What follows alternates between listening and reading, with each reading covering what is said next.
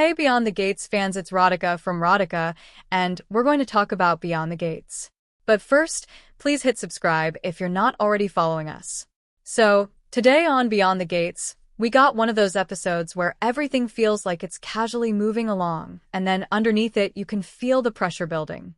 And I kind of loved that because the show is doing that soap thing where a sweet moment is never just a sweet moment, a family chat is never just a family chat, and an interview is definitely never just an interview if Leslie is anywhere nearby, which, honestly, is a disaster every single time.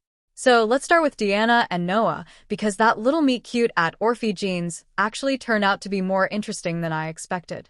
Last week, Deanna came across this guy who couldn't pay. His credit card was maxed out, he had no cash, and he basically needed a stranger to save him with $20 so he could get his pie. And already that is very soap because normal people would be embarrassed, pay the person back, and move on, but on a soap, that is basically the universe filing relationship paperwork. And Noah, to his credit, did not just disappear into the wind. He gave Deanna his number so she could send her Venmo info and get paid back, even though his phone was out of juice at the time. And yes, that sounds innocent enough, but the scene clearly had flirty energy all over it. It was playful. It was easy. It was fun. And more importantly, it showed Deanna in a totally different light. Because let's be honest, lately Deanna has been so locked in on breaking up Vanessa and Joey that she has felt more like an agent of chaos than somebody with a personal life. She has been focused, messy, meddling, and maybe a little unglued, depending on your tolerance for soap sabotage. So seeing her with Noah, laughing and connecting and not actively plotting somebody else's romantic disaster, that was refreshing. I liked that. I mean, it almost made her feel human again, which on this show is saying a lot. And then the show did the smart thing and immediately connected Noah to another corner of the canvas. After leaving Orphe Jeans, Noah headed to Garland Memorial and ran into his father, Dr. Kyle Rollins. That encounter had some tension because of course it did. Father-son scenes on soaps are legally required to come with baggage. But the two of them managed to work through their drama, at least for the moment, and Noah is now set to stay at Kyle's place. And that matters. That really matters. Because now Noah is not just a passing stranger with charm and an empty battery. He is embedded. He is staying in town. He is being folded into an existing family situation. And he is also apparently going to try for a job as the free clinic's new general manager because his father basically ordered him to do it. So this struggling musician is not drifting out of the picture. He is sticking around, and the show made sure we knew that. So when spoilers say Deanna and Noah reconnect on Tuesday, that suddenly feels way bigger than two people circling back after a cute encounter. Now it feels like the beginning of an actual story, and maybe even the kind of story that pulls other characters into its orbit whether they like it or not. And honestly, on a soap, they usually do not like it. Now, over in Nicole's world, things are somehow smooth and messy at exactly the same time, which is kind of her specialty at this point. Nicole has been dating two men for months, she loves it, and she is in absolutely no hurry to shut any of it down. And I have to say, there is something almost impressive about how comfortable she is in that gray area.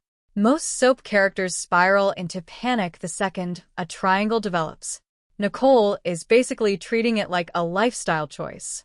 So, with Carlton, there is comfort. He knows her.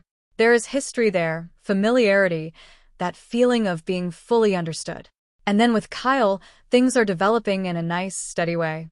There is momentum there, maybe even possibility. Meanwhile, Ted is still floating around the edges, even though Nicole is no longer having fantasies about him. And that detail is important because just because the fantasies stopped does not mean the emotional loose end is gone. Ted is still in the mix, and on soaps, if someone is in the mix, that usually means trouble is taking the scenic route. So, naturally Nicole turns to Danny for relationship advice, which would sound reasonable if Danny were not currently sitting on her own emotional tornado aftermath. And I mean that literally and figuratively because Nicole has no idea what happened between Bill and Danny during the tornado. None. She is walking into that conversation blind, which is the kind of setup soaps adore. One sister asking for romantic wisdom from another sister who is quietly carrying a whole explosive secret? That is not just awkward. That is gasoline. And speaking of emotional fallout, We also have Kat still rattled after that Eva-Chelsea livestream, where Eva told her transplant story and apparently got way too far into Chelsea's emotional space for Kat's liking. That livestream really got into Kat's head. She sees Eva's charm working yet again, and now she is worried she could lose another person to Eva Thomas. And honestly, I get it. From Kat's point of view, Eva is not just a woman with a powerful story. She is becoming a magnet.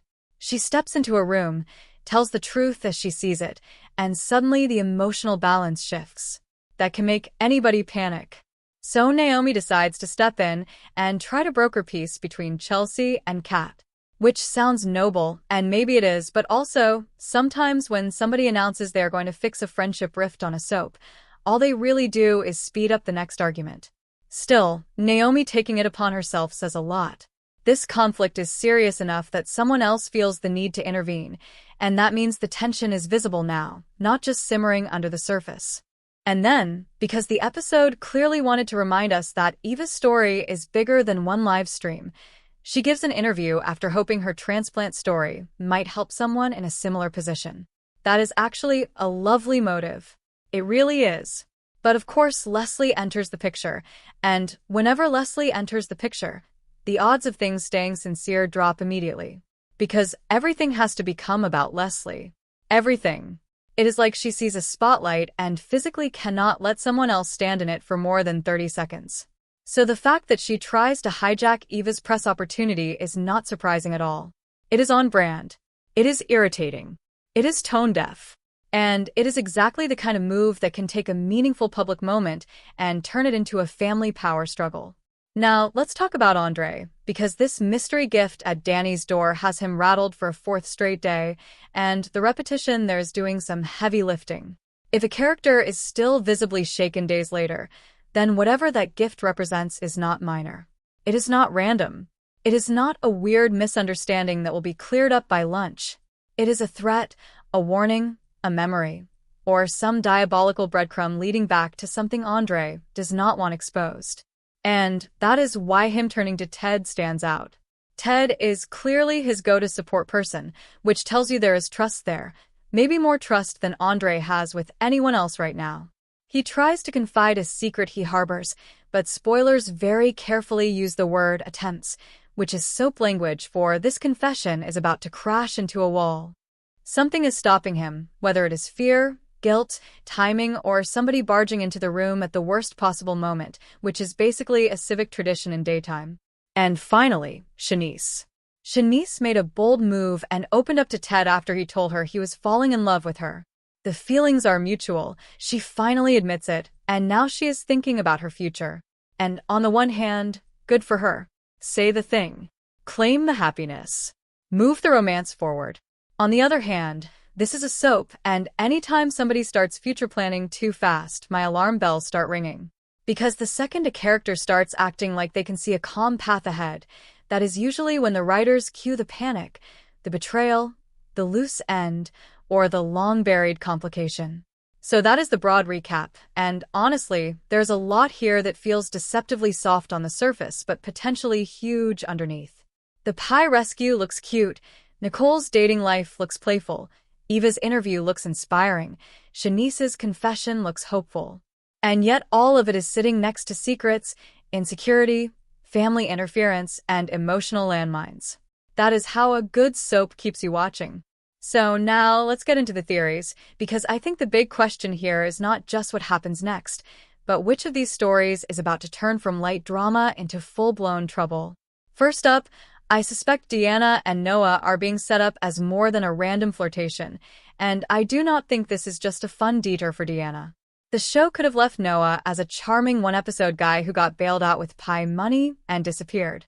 Instead, they tied him to Kyle, gave him family tension, gave him a possible job, and then immediately teased a reconnection with Deanna. That is not accidental. My guess is the writers want Noah rooted in the canvas so that this relationship can matter. And honestly, Deanna needs a story that is not just about trying to wreck Vanessa and Joey. She needs a dynamic that shows her as desirable, impulsive, vulnerable, maybe even a little hopeful. Noah gives her that. I could see this romance starting as something playful and low stakes, and then turning into a bigger issue once his ties to other characters start intersecting with Deanna's messier instincts. Because if Deanna starts genuinely liking him, and then finds out something about his family or his job or his loyalties that complicates things, that is where the real drama begins. And here is another thing. Noah is a struggling musician being nudged into a general manager job at the clinic. That sounds like somebody in transition, somebody not fully settled in who he is or what he wants. So, I wonder if Deanna will be drawn to him partly because he is also trying to reset his life. That could make them good for each other, or it could make them doomed. Sometimes two drifting people become each other's anchor. Sometimes they just drift harder together. We'll see. Next, I'm betting Noah's connection to Kyle is going to make Nicole's situation even more complicated, even if not immediately. Right now, Nicole is juggling Carlton, Kyle, and the lingering emotional residue around Ted. That is already plenty. But if Noah starts getting pulled into Kyle's orbit at home and at the clinic, then Kyle's personal life could start bleeding into family life in a bigger way. And soaps love that. They love when romance stops being private and starts affecting household energy, workplace dynamics, and every lunch conversation within a 5-mile radius. I could see Noah becoming an observer of Kyle's romantic mess before Kyle even fully realizes he is in one. And if Noah bonds with Deanna while Kyle gets closer to Nicole, that creates this nice layered structure where one family connection mirrors another. It is not a stretch to think those worlds could collide later. Maybe Deanna learns something through Noah. Maybe Noah gets opinions about Kyle's choices. Maybe Nicole's reluctance to choose starts looking less empowering and more destabilizing once more people are caught in the crossfire. And honestly, Nicole's "I'm enjoying dating two men" era cannot last forever. It is fun now. It is confident now. It is even refreshing now. But daytime does not reward balance for long. My guess is the longer she tries to hold on to both lanes, the more likely she is to lose control of the whole situation. And when that happens, I think Kyle may be the one who takes it harder than expected, because things are nicely developing there, which to me suggests emotional investment is growing whether Nicole wants to admit it or not. Another possibility is that Danny is about to become the accidental center of everybody else's emotional chaos, which is ironic because she already has enough going on. Nicole wants advice. Andre is rattled by a mystery gift tied to Danny's door. Bill is part of that tornado secret Nicole does not know about.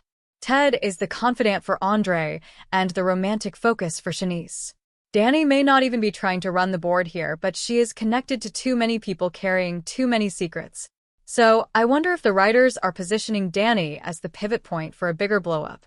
Not because she is causing all of it, but because different story threads keep brushing against her. One sister wants personal guidance. One man is linked to a hidden tornado moment, another man is the listening ear for someone in panic, and a mystery gift is hanging over everything like a threat. That is a lot of traffic converging in one place. And if Andre cannot confess whatever he is holding in, then the tension around that mystery gift probably gets worse before it gets better. I suspect the show is intentionally dragging out his confession because the secret is either bigger than we think or connected to someone unexpected. It could be about Danny. It could be about the sender. It could be about something Andre has buried and is now terrified will come up. But the fact that he is still shaken on day 4 tells me this is not just who sent flowers. This feels more sinister than that. It feels like the kind of clue that can pull somebody out of denial and into panic. Here's another one. I'm betting Leslie hijacking Eva's interview is not just comic irritation, it is probably going to deepen the divide around Eva rather than help her. Eva's original goal was actually noble. She wanted her transplant story out there to help somebody. That gives her a certain moral clarity in this moment. She is not hustling for attention in the raw data we got. Leslie is. And that difference matters. So if Leslie turns Eva's interview into a spectacle, that could change how other characters respond. I could see Kat feeling even more justified in her suspicion. I could see Chelsea getting defensive. I could see Eva herself getting frustrated that even a meaningful, vulnerable public moment gets rerouted through her mother's need for relevance. And honestly, that is exhausting. You would think a mother would want her daughter's story to land on its own.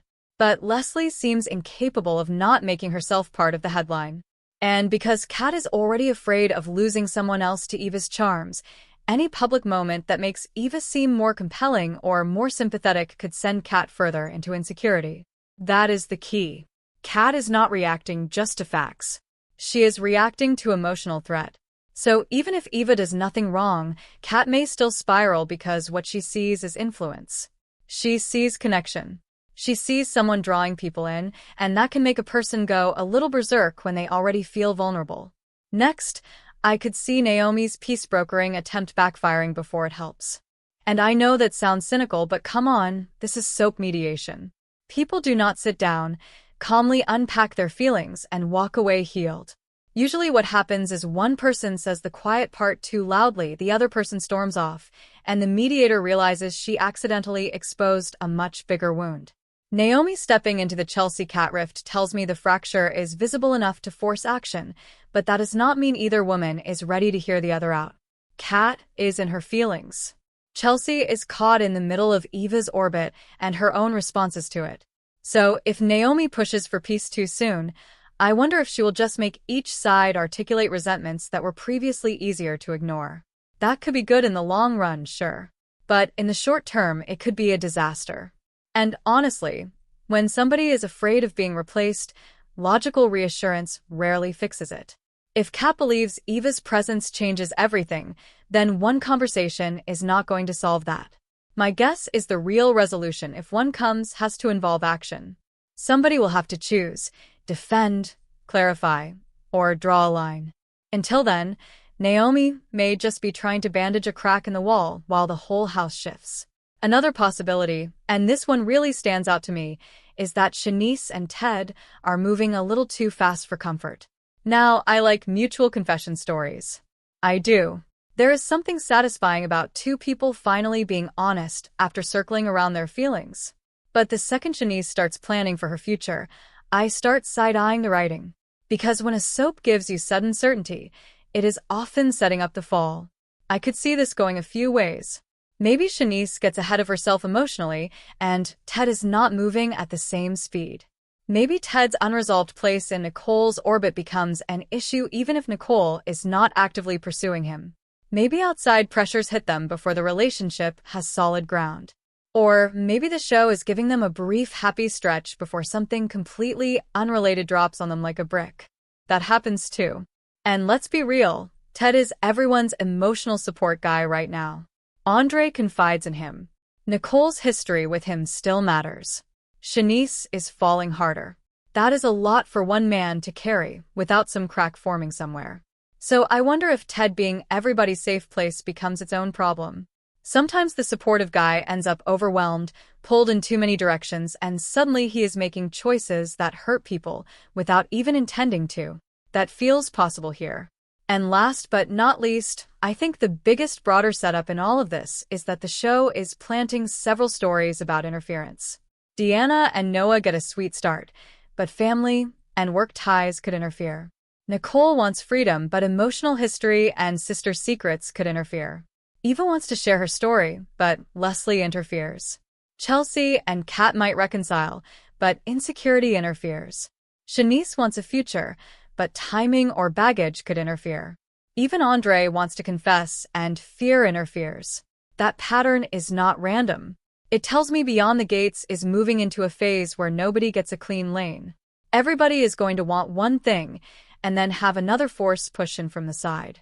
And that, honestly, is when soaps get really good, because that is when choices start costing people something. So, if you ask me which story is the one to watch most closely, I keep coming back to Deanna and Noah. Not because it is the darkest, not because it is the loudest, but because it is new, it is charming, and it has just enough structure around it to become surprisingly important. A romance that begins with a rescue and a dead phone can still turn into a serious shocker if the characters' existing worlds start colliding. And on this show, they usually do. Now, the secondary storyline I am really keeping my eye on is Andre and that mystery gift, because that feels like the shadow hanging over all the more romantic material. So while people are flirting, dating, interviewing, and future planning, there is still this one thread that feels potentially dangerous. And honestly, if Andre cannot get the secret out to Ted, then whatever is haunting him is going to stay a loose end long enough to do some damage. My personal verdict is this. Deanna and Noah are absolutely being built as a real pairing. Nicole's balancing act is not sustainable, and Leslie is going to make Eva's public moment worse, not better. And I also think Andre's secret is the one piece here that could blow open into the biggest mess of all. We'll see. Thank you for being a loyal listener. Follow us wherever you get your podcast because you don't want to miss the next episode. Rodica is on all the major podcast platforms including Apple Podcast, Spotify, iHeartRadio, and more.